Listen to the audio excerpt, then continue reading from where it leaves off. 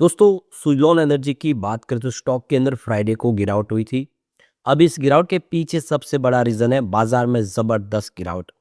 Sensex लगातार गिर रहा है। रोज़ देख सकते हो कि गिरावट का सिलसिला ये है कि अपने 52 वीक के लो पर आ गया है लगभग सेंसेक्स। लेकिन अभी ये गिरावट तो ठीक है, अभी शुरू हुई है, लेकिन सुज़लॉन एनर्जी का शेयर पिछले 1 साल से ही दबाव में आ गया था।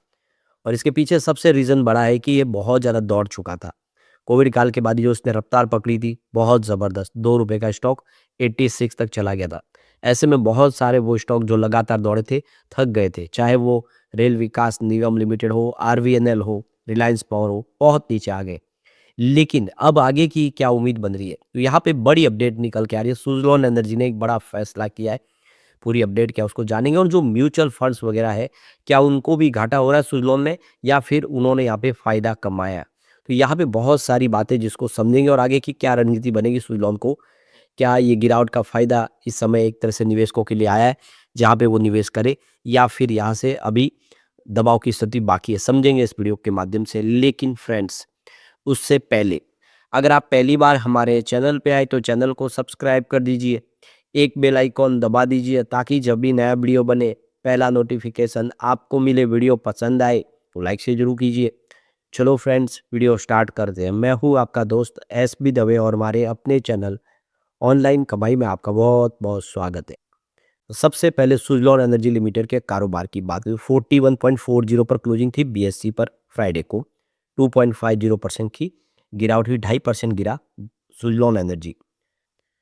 तो यहाँ पे ऑलरेडी इससे पहले 38 का लो बना दिया है सुज़लॉन ने। फिर वहाँ से इसमें हमने बाउंस बैक भी देखा है, जिसकी वजह से स्टॉक ऊपर आया है। तो ये तो है, क्लियर है कि जैसे बाज़ार संभलता है, सुज़लॉन में फिर तेज़ी देखने को मिलती है।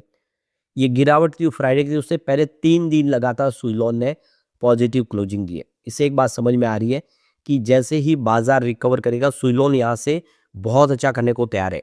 यानी बाज़ार का साथ मिलना चाहिए, सुज़लॉन यहाँ से दौड़ सकता है, क्योंकि बहुत ज़्यादा इसमें करेक्शन आ चुका है। ये अपनी पेयर कंपनियों की तुलना में बहुत ही अट्रैक्टिव प्राइस में इस समय दिखाई दे रहा है। तो यहाँ पे सुज़लॉन एनर्जी के शेयर में जो लॉन्ग टर्म इन्वेस्टर हैं, उनको कोई फ़ायदा हुआ है, लेकिन आप देखिए लॉस सिर्फ़ उसी को हुआ है जो पिछले 1 साल में निवेश किया है।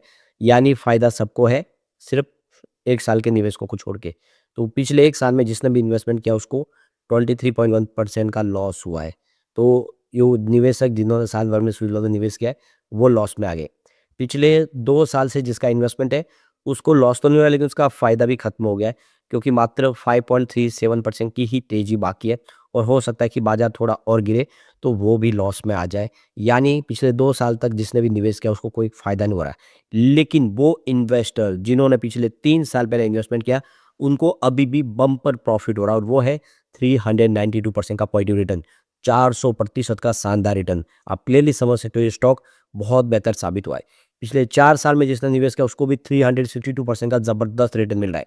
लेकिन जो सबसे ज़्यादा फ़ायदे में रहे, वो है कोविड काल के दौरान 711% का बम्पर रिटर्न दिया, क्योंकि स्टॉक ₹2 के आसपास था कोविड काल में, और वो स्टॉक ने अभी भी बहुत अच्छा रिटर्न दिया हुआ, क्योंकि 40 के ऊपर है।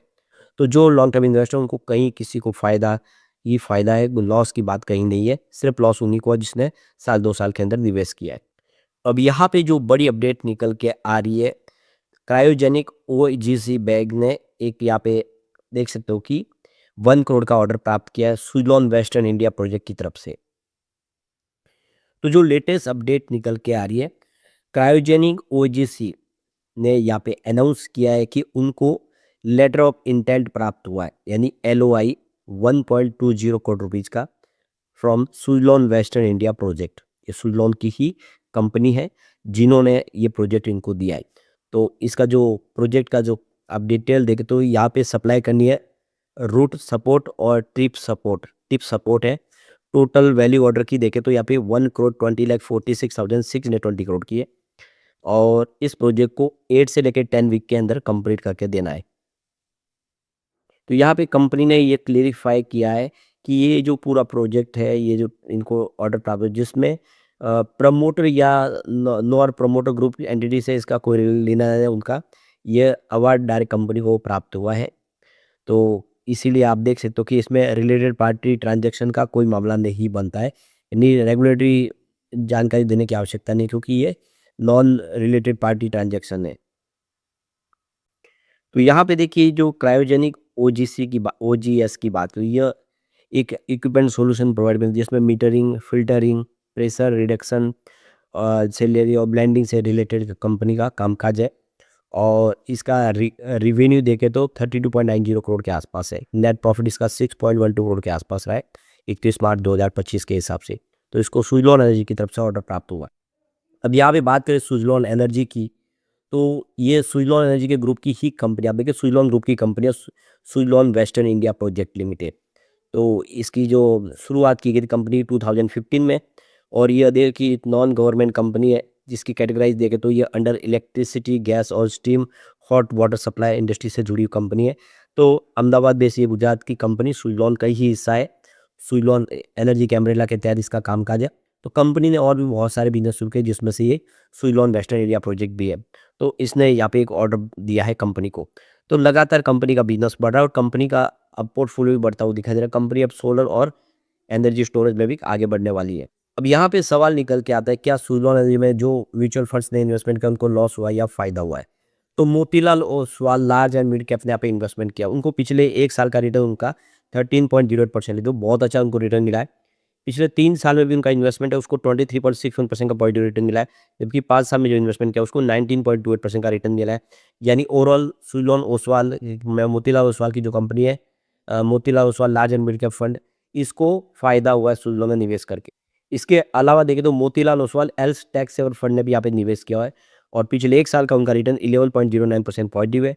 3 ईयर के हिसाब से 22.20% का उनका पॉजिटिव रिटर्न मिला है, जबकि 5 साल के हिसाब से 17.12% का पॉजिटिव रिटर्न मिला है। यानी ओवरऑल उनका रिटर्न भी बहुत अच्छा रहा है। इसके अलावा नवी एल्स टैक्स सेवर फंड ने यहाँ पे निवेश किया हुआ है। पिछले 1 साल में उनको 6.02% का पॉजिटिव रिटर्न मिला है। 3 ईयर के हिसाब से 12.49% का पॉजिटिव रिटर्न है। 5 ईयर का रिटर्न उनका 10.68% का। तो क्लियर है कि सभी म्यूचुअल फंड को फायदा हुआ है सुजलॉन। एक म्यूचुअल फंड को थोड़ा लॉस जरूर हुआ, वो है यूटीआई इनोवेशन फंड को 6.0% का लॉस हुआ पिछले 1 साल में। 3 ईयर और 5 ईयर का रिटर्न में 0% है, क्योंकि इनका निवेश नया था, उन्होंने अभी फ्रेश इंटेक की थी, इसलिए वो लॉस में आ गए। Kotak Nifty mid cap 150 index ने पिछले 1 साल में 13.95% का पॉजिटिव रिटर्न प्राप्त किया है और इनका भी इन्वेस्टमेंट नया ही है, क्योंकि 3 ईयर 5 ईयर के हिसाब से 0% है। Axis Nifty mid cap 50 index ने भी यहाँ पे पिछले 1 साल में 14.30% का पॉजिटिव रिटर्न कमाया है। 3 ईयर के हिसाब से उनका 22.55% का पॉजिटिव रिटर्न है। 5 ईयर के हिसाब से रिटर्न है, क्योंकि उनका पिछले 3 साल में इन्वेस्टमेंट हुआ है। तो क्लियर है कि जो म्यूचुअल फंड निवेश करे उनको फायदा हुआ है सुजलॉन एनर्जी के अंदर। मोतीलाल ओसवाल क्वांट देख सकते हो कि फंड डायरेक्ट ने भी 9.03% का रिटर्न कमाया पिछले 1 साल में, जिनका फ्रेश इन्वेस्टमेंट हुआ है।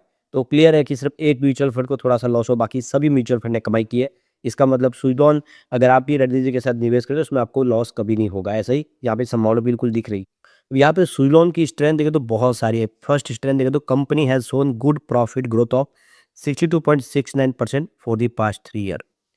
Second year, company has shown good revenue growth of 36.16% for the past 3 year. और थर्ड यहाँ पे company has been maintaining healthy ROE of 26.53% for the past 3 year. अगला यहाँ पे देखें तो company has been maintaining healthy ROC of 63.24% for the past 3 year. इसके अलावा company is virtually debt free. Company is PEG ratio is 0.10 और अंतिम में company has an efficient cash conversion cycle of 33.64 days. ये सारे इसके पॉजिटिव पॉइंट है।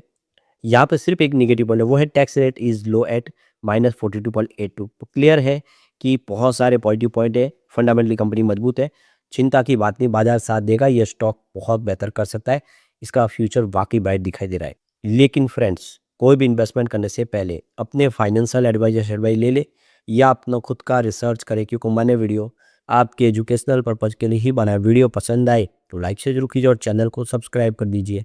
Thank you friends.